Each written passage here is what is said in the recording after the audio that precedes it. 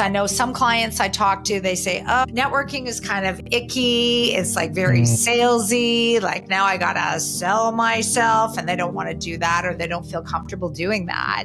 And I say, you know what? Let's just look at networking in a different way. What if I told you that networking is really just about having conversations? And I'll say, do you have conversations with people? Well, yeah, like all the time. Sometimes even having conversations with people that you don't know, like a parent at a kid's school, or a new neighbor, or somebody who stands in line behind you at the grocery store. We have conversations every day. And yet we kind of allow the big word of networking to stand as a roadblock, because we think that, oh yeah, it's too big. I'm going to come across as unprofessional because I don't really know what I'm doing. I don't have a network, is what a lot of people will say. I'm going to call those limiting beliefs. Like they are assumptions and judgments that we hold about networking, or about anything really, that will stand in our way of taking action. So if you believe that you don't have a big network, you are not going to do it. If you believe that you are going to be really clunky and awkward when you're having these conversations,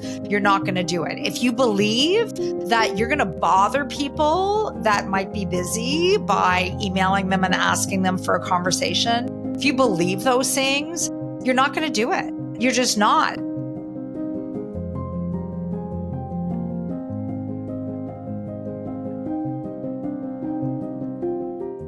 Hello, everybody, and welcome to another episode of the Job Seeker's Journey podcast. I hope this episode finds you doing well, and that you are doing well with the season change, school starting, weather changes. I know in our household, we've had some illness because of the allergies that have popped up and the weather changing and things like that. So hopefully you are doing really well as you're listening to this podcast. A couple of weeks ago, I attended my sister's wedding shower. It was in my hometown. My parents and some of their friends were throwing it for her. So for obvious reasons, we were going to go. My daughter is the flower girl. My wife is going to be a bridesmaid, and I'm obviously her brother. So we were going to go to this wedding shower. And while we were there, I specifically saw a bunch of people that I probably haven't seen in 10 years, 15 years, maybe coming on to 20 years for some of them. And it was wonderful to see them, but it reminded me of attending a networking event. And what I mean by that is I knew that I was supposed to have good conversation with them, that I should have had some things in common to talk to them about, and that we should have been able to talk pretty well. However, I hadn't seen them in quite a long time, so I wasn't sure what they had been up to. They knew some things about me that I had forgot. There's a lot of going with the flow, and it was a bit awkward. And that reminded me of networking events where it can be awkward. You have things in common a lot of times with the people that you're networking with. You know that there should be some things that you have to talk about. You know you have questions that you want to ask people to try to get to know them, especially if you are in the job transition and in the job market. But you also know that you feel a bit out of place, and that you're feeling a little bit awkward yourself, and thus it can be difficult to attend those events. Today's guest is Michelle Schafer. She's a career coach out of Ottawa, Canada. She had actually come across this podcast through a recommendation that was made on LinkedIn. So whoever made that recommendation, thank you so much for allowing this connection to happen. When we met the first time, it was such a wonderful conversation that I knew I was going to enjoy recording with her, and I did. Today's conversation, we talk about navigating career transitions, understanding the job market, the importance of networking, reframing networking perspectives, as well as overcoming the awkwardness that you may feel when you are attending a networking event. I love this conversation. I can't wait for you to hear it. So without further ado, here is my conversation with Michelle Schafer.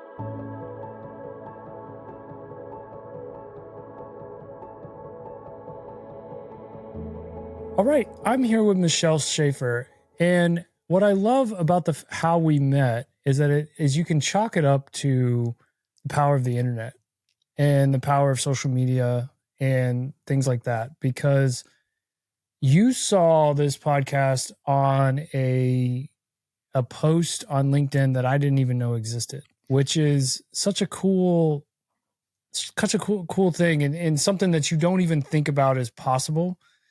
And So true. through that, we've gotten to meet a couple of times, and I've really enjoyed talking to you. So I'm happy that we're hitting the record button on this conversation.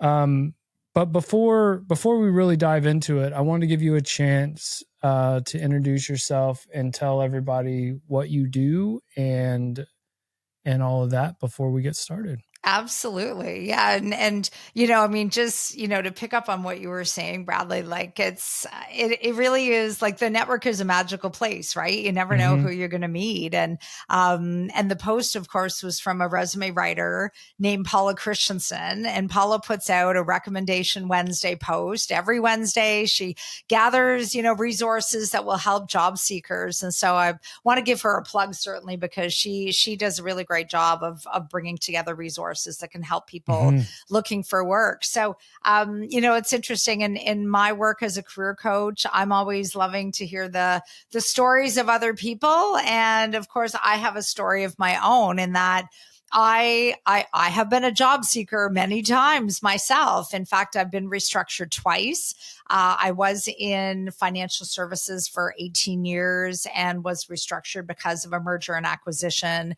And then really wanted to move into not-for-profit, you know, focus on an environment where people were the bottom line, not profits being the bottom line. And so I worked for a large national cancer organization because I'm from Canada. I'm in Ottawa, the Canadian Cancer Society. And I was there for 7 years. And, you know, and not-for-profit, sometimes if you don't get the money in, you know, people and programs sometimes need to move on. And unfortunately, I did lose my job. But, you know, fortunately and fortunately, because it really opened up the door for me to pursue coaching. And, you know, coaching is not something that I, you know, have always thought of doing. And yet it was a friend of mine who planted a seed, a friend of mine who is a coach, who said, I never understood why you wouldn't get into coaching as a career. And that's how that was born. And I'll say that to my coaching clients now, because I work with individuals who are who have been restructured, who have lost their jobs and need to find a job fast, but also those individuals who, you know, might, you know, have really great jobs for different reasons, but just don't have the love for that work anymore. Or maybe they want to change the organization. So I do work with people who are really in like an exploration mode. But, you know, I say this to my clients, like, pay attention to the seeds that people plant with you. You know, it's not uncommon, you know, to speak with somebody and they say, oh yeah, you know, like my family member said I would be great as, I don't know, like a project manager. And at the time, you might not think about that, but kind of like me, when circumstances present themselves, you might start to think differently. So I feel really grateful that I get to work with individuals and empower them, you know, to navigate what is a tough job market right now and to minimize some of the frustration that they might be feeling and arm them with some tools and strategies that will help them find energizing work for companies that believe what they believe in. That's my why. And that's certainly, you know, what keeps me, you know, rewarded and working with clients every day. Yeah, no, that's cool. Yeah, I was actually told at one point that someone said they thought I would be a great recruiter. And I thought, that's interesting. Never thought of that. Yeah. But I wasn't necessarily like jumping towards that, because knowing myself, I'd get so invested in them that I would take rejections for them harder than I do for myself. And it would just, I could see myself just going home depressed for them. Yeah. To the point that it you would want to like, be. yeah, it would almost like, it'd make me worse off than if I never got a job again. And so, but I have been told that before, and I thought that was an interesting thing. Which is funny. I mean, what you comment on, you know, what you share right there really speaks to the awareness that is a big part of looking for work, you know, like the awareness of what do you believe in, and what's important to you, and what is the kind of work that really will give you energy, and staying away from a lot of that work that might actually drain your energy. And you recognize in yourself that if you were a recruiter, there would be aspects of that would really drain your energy, right? And when we have that recognition and that awareness of what our own keys to career fulfillment are, like the kind of work that gives us energy is number one, the kind of organization we'd want to work for is number two, and what our non-negotiables or deal breakers are, that's key to career fulfillment number three. When we know what those three things are for ourselves, it allows us to just intentionally seek out those opportunities that really line up to them, as opposed to spraying the marketplace with resumes and just kind of hoping that something sticks. Yeah. Yeah. And so before we get to talking about building a network, which is a topic that, I know I've talked about this a lot, but I really feel like it's so important. Yeah. But before we get into that, I wanted to ask you, because it's been a while since I've really had any kind of conversation of the job market and what is really going on. So I wanted to kind of get your thoughts.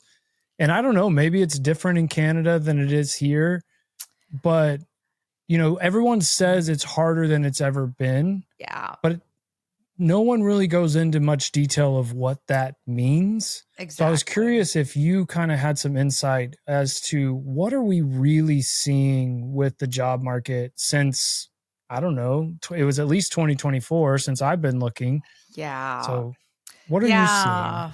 I mean, it's interesting. Like, with geography, what I notice in Canada is a lot the same as what my US clients will tell me about, because I do work with clients on both sides of our border. And so there's a few things that are making it a tough job market right now. And you're right. I'd say this probably is the toughest market that I know I've experienced, like in the 10 years that I've been coaching. The first big thing is that there are unprecedented layoffs right now. There's, a lot of, companies are needing to let people go because of, shifts in like national policy in some cases. But certainly, like different reasons for restructuring, financial or otherwise. It's resulting now in not just like one or two people in a company being let go, but it's hundreds, like hundreds and hundreds sometimes at the same time. So what we're seeing is, because there's more layoffs, and it's not just affecting one sector. It's not like it's just tech, for example.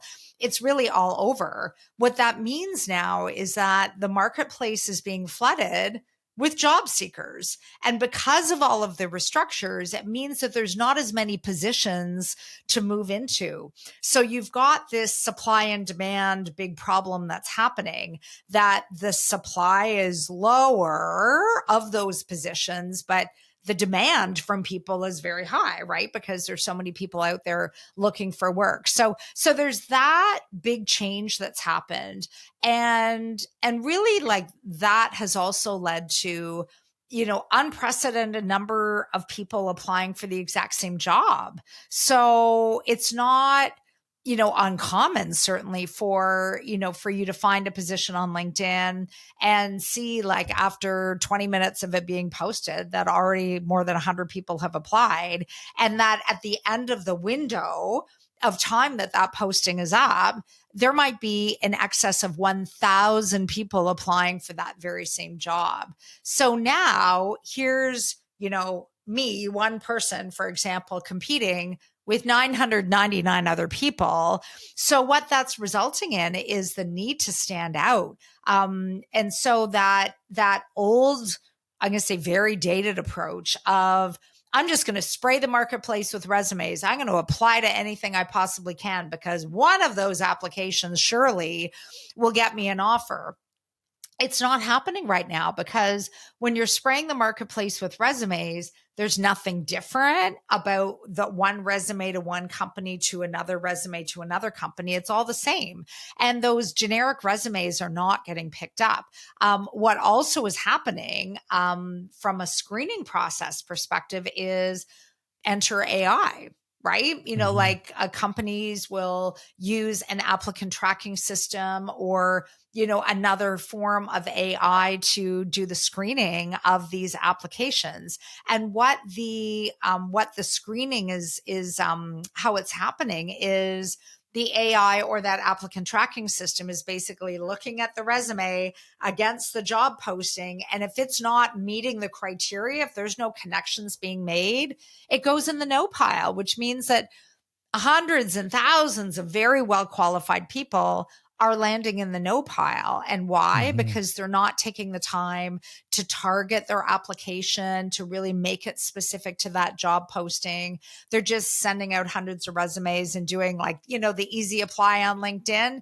Well, easy apply doesn't really get you too far. You really need to customize your application. So there's a number of reasons now why it's a tough job market. It's taking longer to recruit as well because of the factors that I just mentioned and the sheer number of candidates. I mean, there's lots of individuals, I know you hear from them as well, that say, oh, I'm following up with the recruiter and I'm just not hearing from anybody. Well, these are humans, that are trying their very best, I think, to do what they can with the vacancies that they have. But when over 1,000 people apply for any given job, it's just really hard for them to get back. They very likely want to get back to people and they just don't have the capacity or the resources. So, what that means is it's so important to really, really stand out. Get the endorsements from other people, reach into the network for every job you apply for, see who you know on the inside that can get your resume into the right hands, that can, place an endorsement for you. And Bradley, I've got a little story with that one. And I love this story. It has such a happy ending. So one of my clients had applied, and this is several months ago now, had applied online to a large national organization here in Canada, one of the largest. It's quite big. And he found this job. He applied online. Within a few days of him applying online, he got, a rejection letter from HR basically saying, thanks for applying. We'll keep your application on file, but no, we're not going to be moving forward with you. Which it could have been the end of the line for him right there if he accepted that and just moved on. But what he had done at the same time he applied online is he went on LinkedIn to see, who do I have in my network who either works there or maybe knows somebody who works there in order to get some extra attention on his resume. Well, he actually knew somebody on the inside. So he reached out to this person and this person was able to connect him to the hiring manager. So a couple of days after he got the rejection email saying, we're not moving forward with you for this job, he got another communication from HR about the exact same job he got rejected for, inviting him for an interview. So he got one interview, two interviews. He went to 4 interviews for this job. Then he found out that he was getting an offer. So he started, I think he started about a week and a half or 2 weeks ago now, and he's loving it. He's loving the organization. He's loving the job. If he had done nothing at the time he got the rejection notice from HR, he wouldn't have this offer. He wouldn't be working at this organization. But because he took that extra step to get an endorsement on his application, he's now working there. And so that's the best story ever. I talk about that one as much as I can with clients because and obviously it doesn't work out like that for everybody. And it may not have for him. I mean, maybe they pick somebody else, right? That happens as well. But the moral of this story is he at least got an interview. He had a chance to prove himself and to talk about his qualifications and why they should hire him. He would not have been given that opportunity had he just accepted the rejection and moved on. So it's that kind of thing that people need to do more of in order to stand out in this market is to engage the network and really leverage those relationships. Yeah. It's funny. My wife has a similar story in that Oh, cool. she applied for a job through the applicant tracking system and almost immediately got rejected. And then got called by a recruiter that had called an ex-coworker of hers that was already working at this company. And she recommended Megan for a contract job. Cool. And she went in for a contract job interview. And after doing that interview, got called by the hiring manager saying, hey, we want to talk to you about this full-time position that we're looking for. And it was the one that she got rejected from immediately. And it turned out she was perfect for it and didn't really even have to go through long interviews and things like that. They knew she was perfect for it. But if it was only through the applicant tracking system, she would have never got it.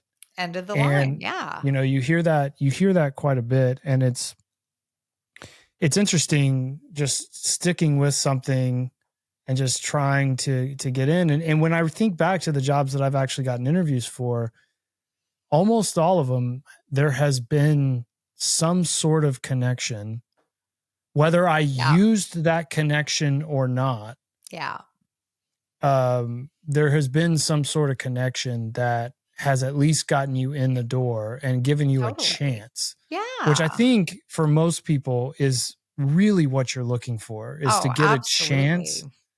And then it comes down to, are you prepared? Are you mentally and physically ready? And all those things. But giving yourself a chance. And I'll add to that, what we're talking about here is not age specific. So like, I know here in Canada, and it might be the same in the US, like the job market has been tough for, I'm going to say, like professional adults, like people who are established in their careers.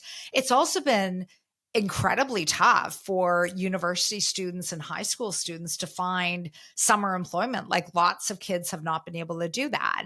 So, but the whole network thing applies to kids as well and young adults, because, you know, they can also find employment through connections, through people that they know, through, you know, like a parent of a friend of theirs or whatever. And it was funny because I had told my boys, so I've got a 16 and 18-year-old, and I was telling them about this client who found this job after getting rejected. And my older son, he's going into second year university in September, he said, Mom, he said, out of all my jobs, there's only one that I didn't get through a connection. And it's true.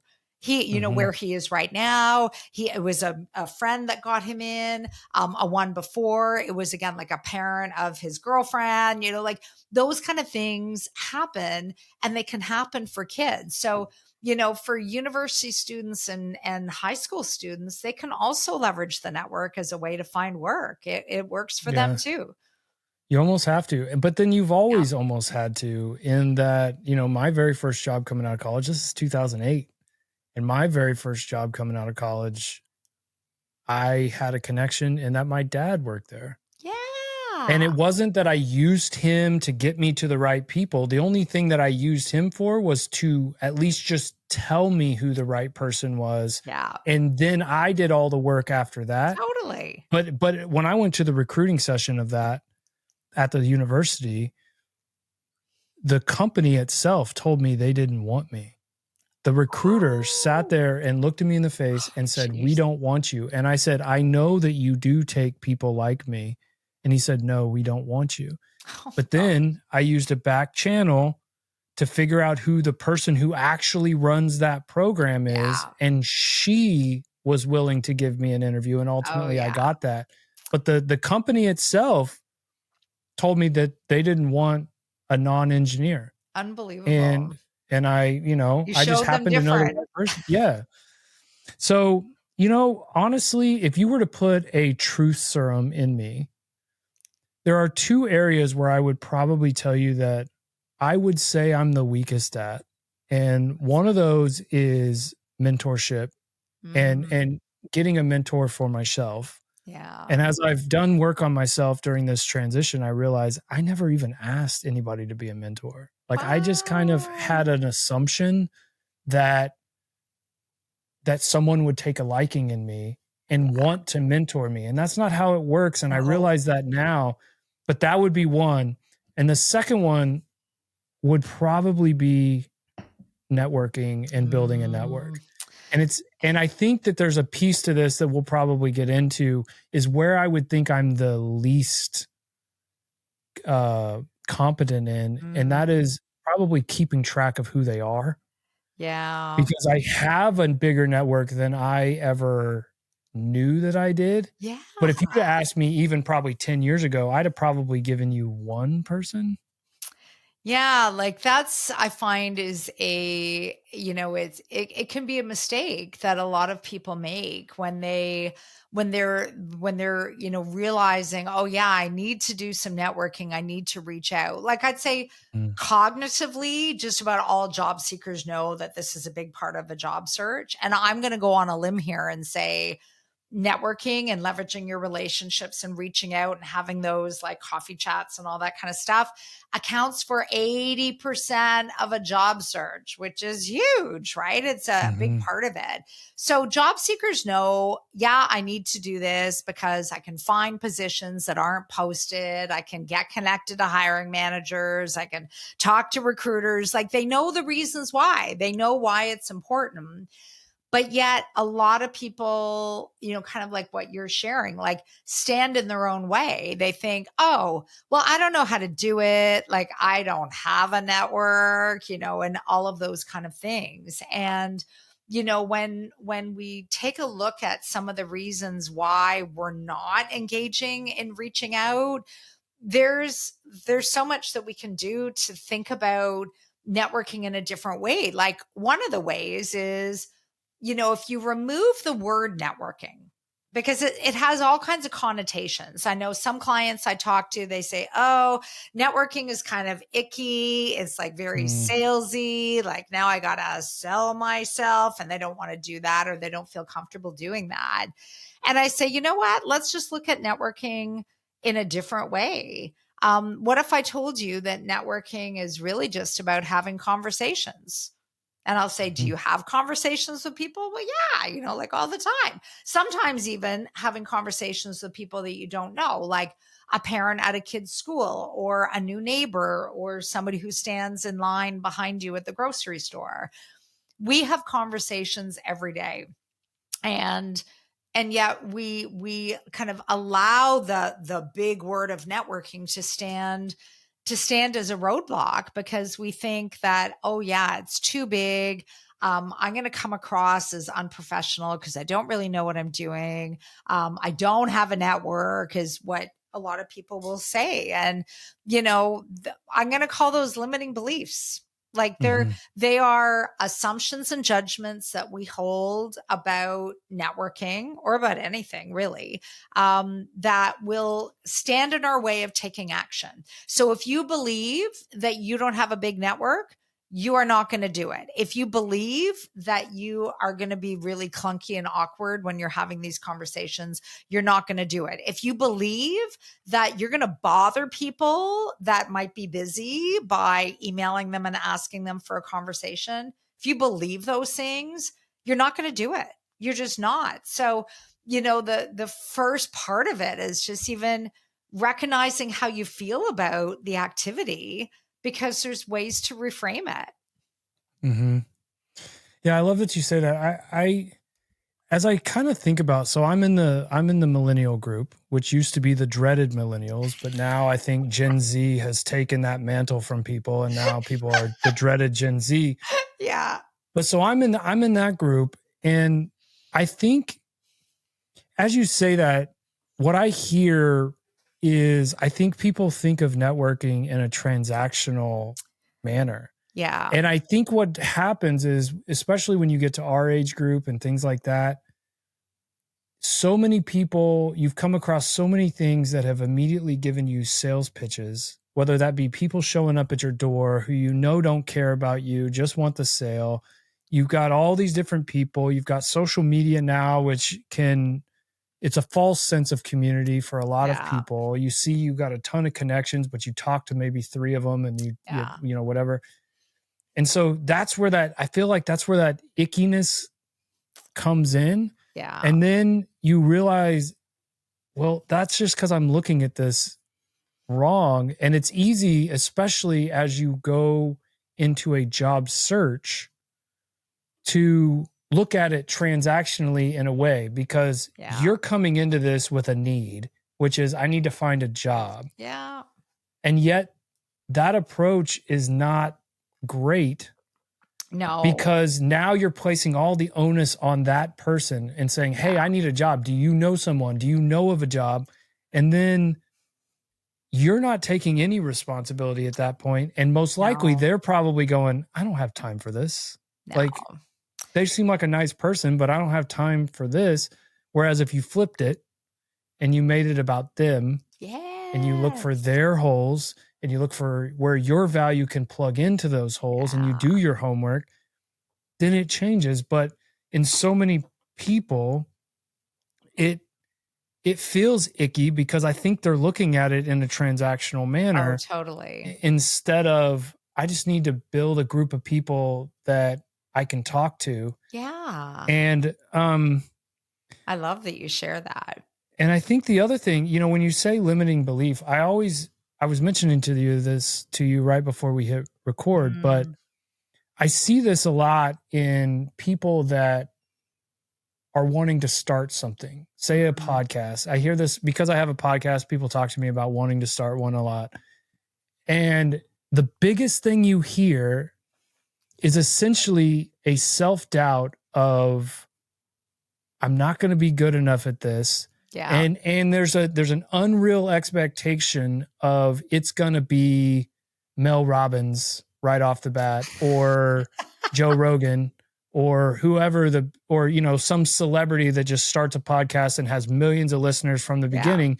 They think that that's how it should be. And it's based on their performance, when in reality, they should look at it as, you're not going to be very good at first. You're just not. Exactly. I'm still learning, and I've been doing this for almost 10 years. Like, you're just not going to be very good. But unfortunately, that causes people to not even try. Oh, yeah. Well, it's and the same thing in networking, I think, is you think you're going to be awkward. You think you're going to be whatever. And then you just don't even realize you have the right person standing right in front of you. You see them at the coffee shop every day, or at the gym, or wherever you are. And you don't even go up to them for whatever reason, because you think you're going to be bad at it. And you just got to, and that's okay, right? It's okay. Yeah. It's okay that it's not polished or perfect, because, you know, as humans, we're not polished or perfect either. Right. And networking is very much a human activity. Like, it is about having conversations. And, you know, I'll say that to clients that are really are resistant to it because they feel it has to be perfect. And I'll say, look, the first few times you do this, it's going to be clunky. It's going to be awkward. It's going to feel uncomfortable. Like, I tell them that, you know, which, you know, obviously I'm not selling them, am I? Right. You know, on the whole activity, but I say to them, that's the way it's meant to be in the beginning, because you're learning something. If you're learning something, of course it's going to be clunky and awkward.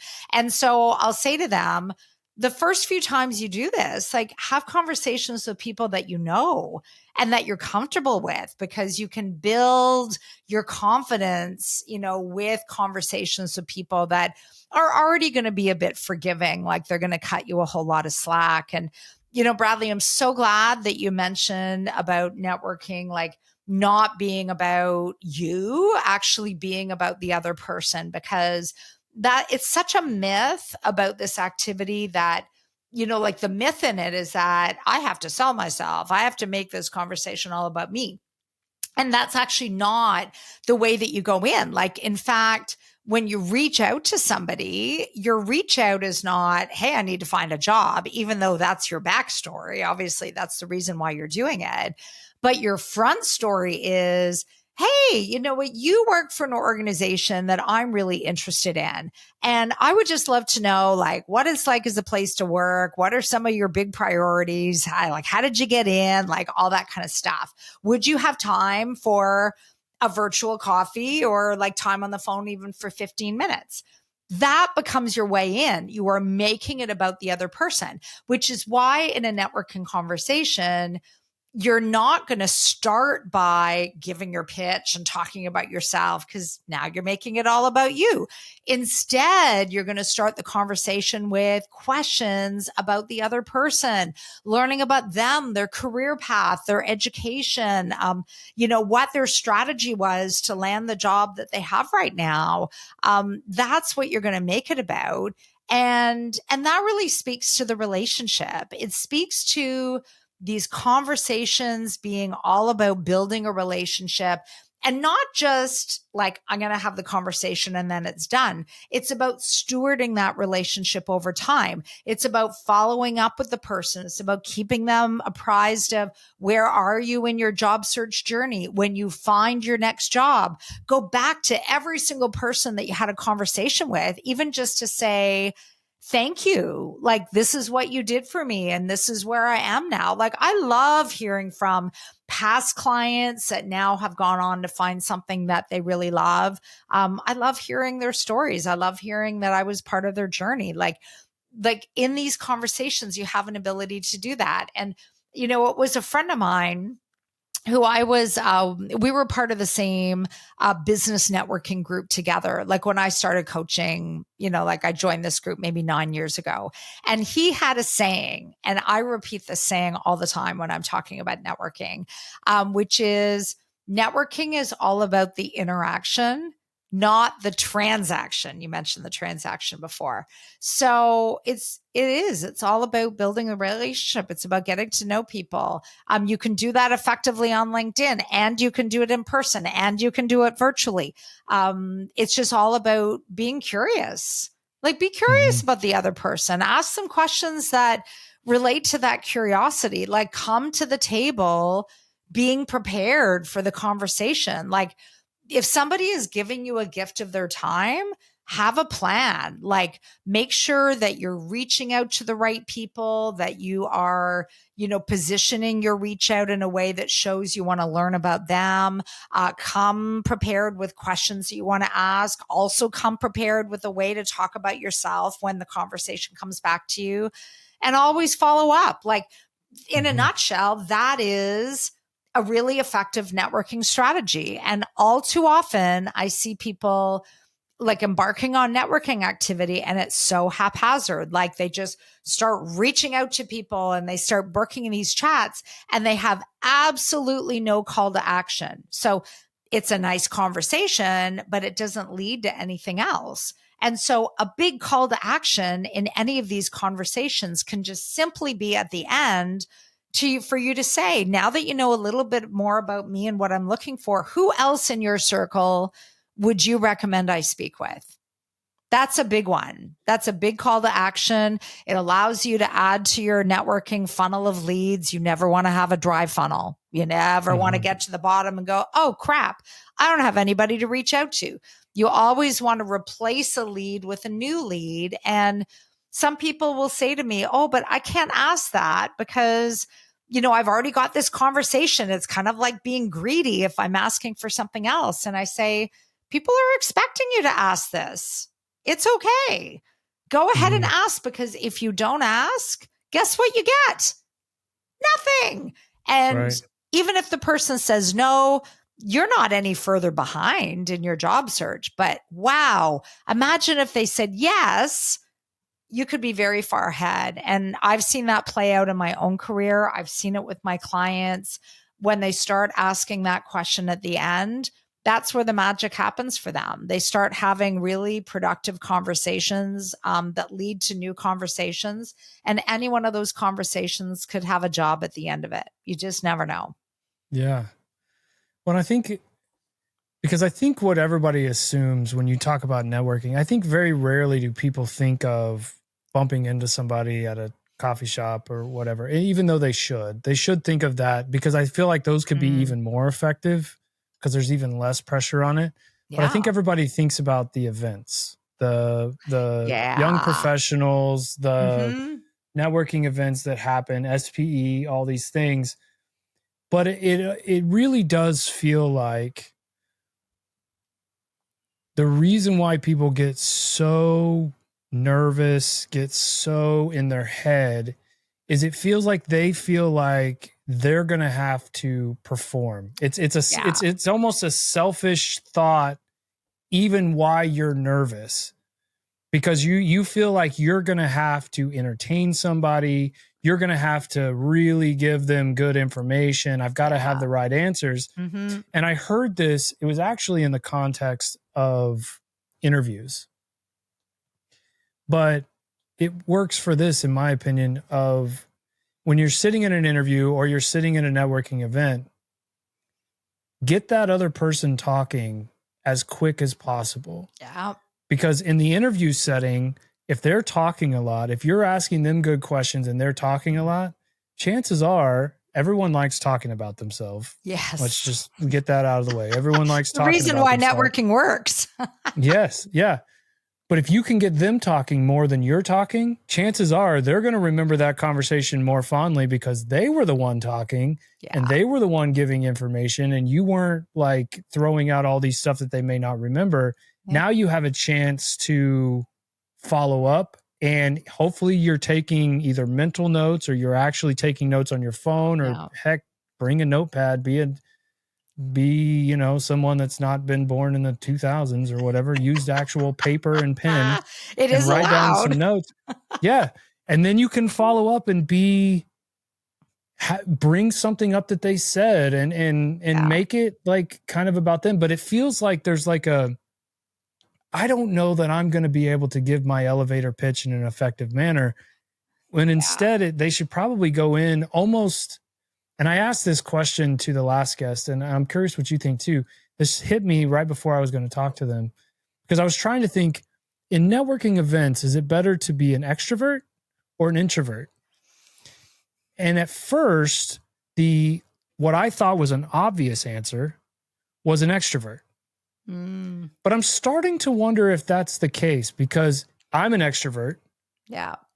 But what that can do is my nervous tick is to talk more. Yeah. That's my nervous tick, and I get more animated. Yeah. And when I used to, and then a few years ago before I stopped drinking, if you throw alcohol in there, it gets even more so, because that's just my nervous way of talking.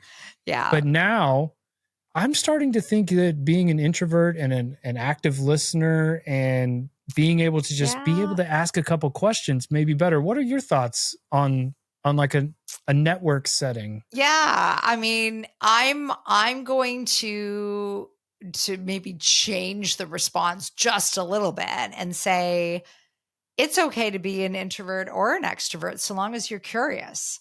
And if you wear the curiosity hat first and you go into the conversation with the approach that I want to learn about people, I want to know what's going on with them, then it almost doesn't matter whether you tend to be more extroverted in your style or if you're more introverted, because like, for example, like I'm more extroverted, but I actually prefer not to talk about myself. And I think maybe that's the coach in me, that likes to ask questions, right?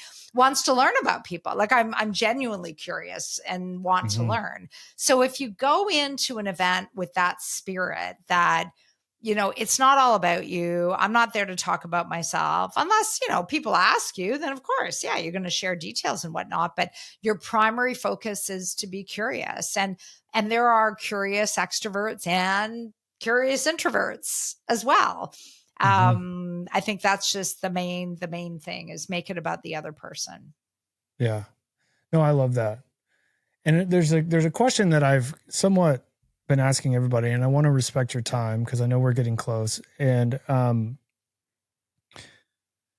so I always try to ask people some form of this, which is, if I was just starting out and I had just been let go, and I'm scared, I don't know really where to go. Maybe I've reached out to the people who I immediately worked with because that seemed easiest. And I haven't really done the work of looking at who the broader circle of connections I have and those kind Yeah. of things. And I was coming to you and I said, okay, I don't know where to go. What should I do? What advice would you tell somebody who just is now scared and trying to figure out what is my next move? I need to find this next opportunity. What would you tell someone like that? Yeah. I mean, that's a great question because of course there's so many different things, right? Mhm. That somebody could focus on. I mean, I'd say if somebody's lost their job and they're really not sure, like, like what am I looking for? Where do I go or any of that? My first thing is like even before you update your resume or any of those kind of things, is this is a bit of a two part, which is you want to do some reflection first. Like you do want to have a good idea of what is the kind of work that you like doing so that you don't Mhm. follow the path of the stuff that is going to, either keep you stuck or maybe looking, worse, looking in like 3 or 4 months. Do some reflection on what's important to you and then just build a plan. Because when people are scared and they're overwhelmed, it's usually because they have nothing, there's no tether, there's no roadmap, like they're just kind of flailing, and that uncomfortable, out of control, uncertain feeling is like that's not a great place to be. But when people have like some kind of structure, then I find it becomes a bit easier because now you have something to action. So like creating a job search plan, list out, like all the different places that you can be looking. You can set up alerts there, list the different people that you could reach out to, starting with the people who are familiar to you, but also think of like former colleagues, former directors, people that you met on a course that you took, or maybe volunteering, or a neighbor, or your mechanic, or like your stylist, or people at the gym. Like they're all part of your network too. Like start listing people out so then you can see your plan take shape. Like, oh yeah, I know I can consult these boards. Oh yeah, I know I can reach out to these people. Oh yeah, I'm going to be looking for these kind of roles. Like, get the clarity first, build the plan, and then the rest becomes a whole lot easier to move forward with because you're not just out there doing whatever. You have a plan, you have a structure, and structure and routine are comforting for a lot of Mhm. people. So I Yeah. defer to the comfort part of a job search through the structure. Yeah, I love that because as I've really tried to think about what goes on, that first week. I'll take out the first day for some Yeah. people. Your shock, you may have went out to the bar and took it out on a bottle, whatever you may have done. Yeah. But when you get into that first week, it feels like you really get into fight or flight mode Yeah. and you just start wailing away. Oh, yeah. And you may even make a little bit of traction. I know I did right at the very beginning. You start to make a Yeah. little attraction. You may get an interview here and there. You start thinking, oh, this is going to be quick, all those things. But that fight or flight eventually diminishes. Yeah. And at some point, if you haven't made that plan, to your point, you're now flailing and you're Oh, you're you're going, oh totally. my gosh, I'm lost. I don't have a network. You start to believe you don't even have a network. You believe you don't, Yeah. like, you're stuck Well, and and then you you start to are. think you're never going to find a job, which is tough, right? I It mean, is I it is tough. remember. And Oh, the what's longer that? it goes, well, you're right. It is tough. And the longer it Yeah. goes, that belief, you have to do a lot of work to reframe that belief Oh, yeah. and understand that it's don't just blame the market, because I don't like that I either. Don't know. just blame everyone else. Yeah. Like, do some real self-reflection on your strategy, on your how Yeah. have you approached this? Is this right? Is this wrong? What's good? What's bad? Yeah. Let's start to, like, maneuver this, We'll do a educate yourself, check-in. get better, like all Yeah. those things. But Yeah, Well, what it's you're crazy. speaking to there is like the reflection on your own job search plan. And so you can do a little audit, Hmm. like about all the different activities that you're engaged with. And, like, well, yeah, am I customizing my resume? Am I asking people for a new connection when I'm meeting with them? Like, I still remember, and this was a few months ago, like speaking with a prospective client, and he told me, yeah, I applied to 300 jobs in 1 week. And I Yeah. said, how many interview invites have you received? Nothing, right? And it's just like plastering the marketplace with resumes that are all generic. So yeah, like doing that kind of audit to make sure that you're engaged in the right kind of activities, because that will allow you to breathe new life into your job search. Maybe there's something that you could be doing that you're not doing. But the one way too that I frame it with clients, and I share this very liberally, which is, this is not your forever place. You're Mm. not going to be looking for work forever. You're not going to be in a job search always. Yes, today sucks, and maybe yesterday sucked, and the last week sucked, and the whole situation sucks. Nobody wants to be looking for work, but just knowing that, okay, tomorrow is a new day, and I'm not going to be doing this forever. Like, at some point, this will end. Like, you will find a new job, you will get interviews, you will get offers. Yeah. And I have a few people who, they tell themselves that quite regularly. And it does help. It takes the heaviness out of a job search and just like applies a bit of lightness to it. Yeah. And you And I give know, yourself some kindness, like show yourself some compassion. This is a tough time. Go do things for yourself that have yeah. nothing to do with your job search. That's also a big part of it too. That can be very Yeah. helpful. Yeah. I love the idea of go volunteer for something. Go help some other Yes. people, make it about something else. Yeah. And then that takes your mind off of things. I've never been a huge fan of platitudes, Mm, but because I've heard them so much since I was a kid. But, yeah. there are some that just ring true, and you will be better because of this experience. Yeah. And you can thrive at the next one because of what you're going through now. You're Yeah. learning things about yourself. Hopefully you're improving yourself. Hopefully you're looking into the areas where, hey, maybe I contributed to not being the best I could have been at this last job Yeah. for whatever reason that may be. You can fix things. You can learn new things. You can gain knowledge in your profession. You can do all those things. And then when you get that next job, like, you can take off and run because of what you're going through. Exactly. It'll pass. It doesn't seem like it. I can attest to that. There are times when it feels like this is going to go on forever, and Yeah. you start thinking about future stuff of like, oh my gosh, what's my retirement going to look Oh like? I've been yeah. out for all this time, but We can jump into the rabbit you'll hole be, of yeah, rumination, and it does not serve us well. yeah, yeah. Well, I can't thank you enough for coming on here. This has been such a cool experience to get to know you and to get to meet you.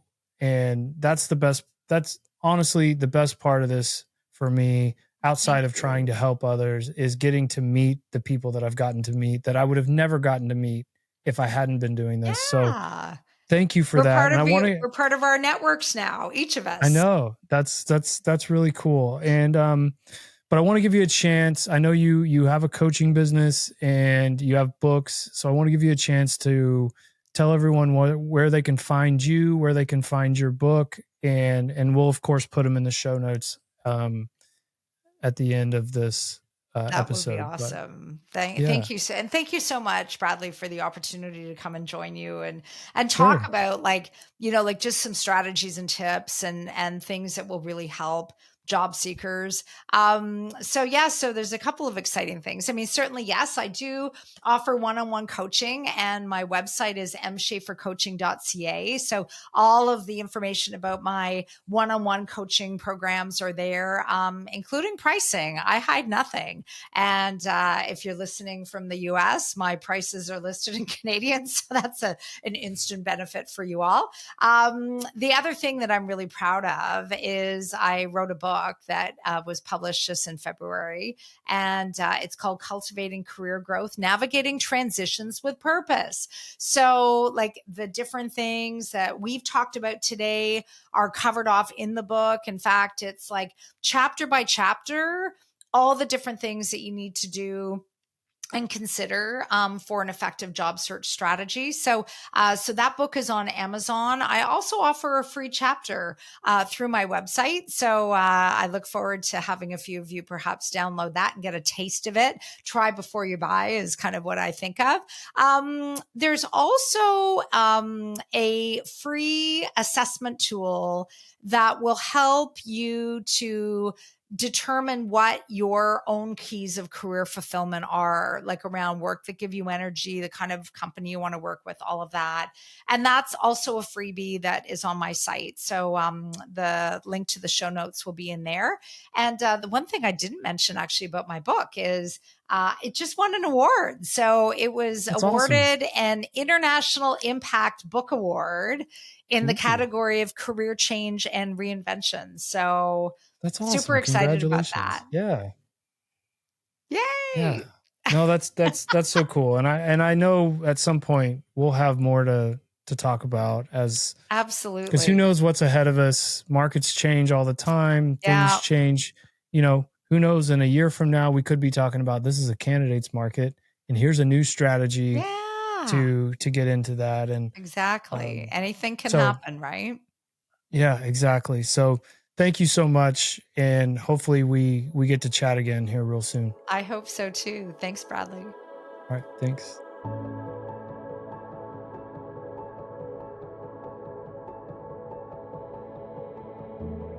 Well, that'll do it for this episode of the Job Seekers Journey podcast. I want to thank Michelle for coming on, for connecting with me. I love finding new connections, and I'm really glad that we are now a part of a network ourselves. Michelle has a great book that's coming out or has came out on Amazon called Cultivating Career Growth.